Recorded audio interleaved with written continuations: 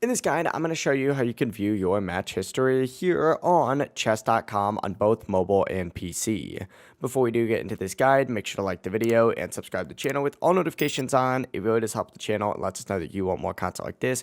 We'd greatly appreciate it. And if at any point throughout this guide you did have any questions, just ask them down in the comment section below and we can help you out further. I'm going to be doing my best to reply to every single comment down there. Now, there's actually two super easy ways to do this on both mobile and PC. But starting from the homepage, what you're going to want to do is just scroll down and you're going to see a game history section right here. This is one of the ways to go ahead and get this done. This is where you can see all of your recent matches. What you can also do though is go ahead and click on your profile name up at the very top or down in the bottom right, and it's going to redirect you to a page that looks like this, where you can either look in your overview where you'll have this whole game history section, or you can also hit your game section and you'll see all the game history here as well. That is the two easy ways to do this, and it works the exact same on both mobile and PC. And it really is as simple as that. If you guys did have any questions, just ask them down in the comment section below and we can help you out further. I'm going to be doing my best to reply to every single comment down there.